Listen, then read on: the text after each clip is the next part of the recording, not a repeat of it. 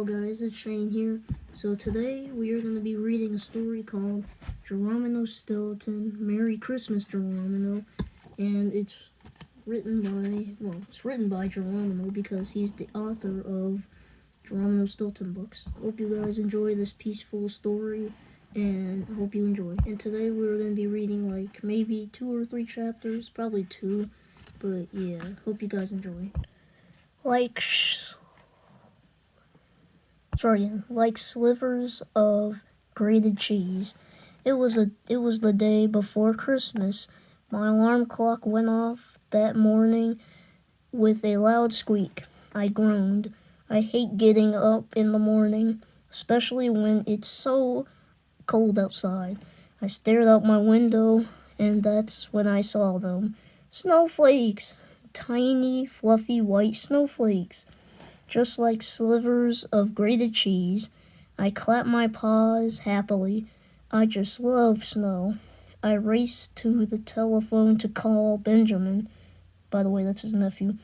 He's my favorite nephew. Oh, it says it right there. As you see here, Geronimo the mouse looking at snow out the window. I have to spend that morning at the office, I told Benjamin, but we should go to the park in the afternoon. We could build a snow mouse. By the way, a snow house or igloo. I told Benjamin to wear lots of warm clothes. It was cold outside. Of course, I dressed warmly too. Here's what I put on. Let me read it to you guys. A thermal undershirt, thermal long johns, 2 turtlenecks, and 3 heavy cat fur sweaters, a pair of ski pants, for a down-filled parka with extra padding, a long yellow wool scarf, a pair of fleece earmuffs, plus a matching hat, a pair of waterproof fur-lined gloves, 10 pairs of extra long socks, a pair of snow boots. I guess you can tell I do not like to be cold, but now I was feeling nice and warm. In fact, I might be feeling a little too warm. And so, as you see, this is what he put on. It's a lot of clothing. I was as hot as an oven at the greasy rat cafe. Still, I thought about wearing ski goggles, just in case. But I had put on so many layers, it took 10 minutes to try them on. And as you see, this is Geronimo trying to put them on. And here's the second chapter, A First Rat Christmas. Before I left my mouse hole, I looked around carefully. I had been decorating all week. That's because I was having Christmas Eve dinner at my place.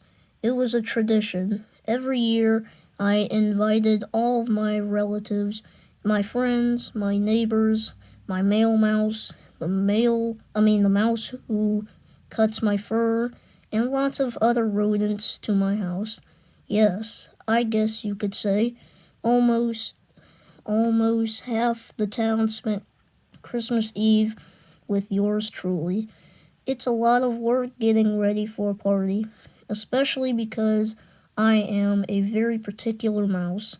I like everything to be absolutely perfect. That's kind of me too. I had bought a new welcome rat mat for the entrance. It showed a picture of Santa Mouse on his sleigh. On my front door, I had hung a wreath with a yellow bow, and I had made a banner that hung above the living room door. It said, "Merry Christmas, dear mouse friends." That was me trying to talk in Santa mode. Green garlands with holly berries spruced up my living room. And of course, I had a Christmas tree. Of course. This year, I had found the most beautiful fir tree. It was the perfect shape. It was the perfect size, and it still had its roots. That's right. When Christmas was over, I could plant it in my garden. But right now, it was decorated with plastic cheese slices. Yeah, that makes sense. I love plants. I guess that's because I have a green paw. I can grow anything. And that's his Christmas tree and his house and decorations and all that stuff. I can grow tomatoes. I can grow carrots. Now, if only I could find a plant that grows cheese slices, I would never have to go to the shop and nibble again. Well, oh well, maybe someday. Hope you like it here, I whispered. Hope you like it here, I whispered to my tree. Then I patted a branch.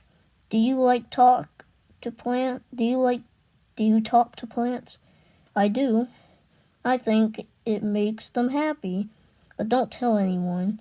They might think I'm short a few whiskers. Near the tree, I had set up a special musical ornament.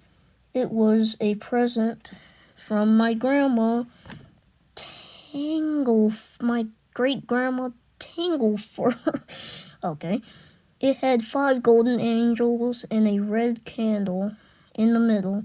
It played Frosty the Snowmouse, aka Frosty the Snowman, when I would put it when I wound it up.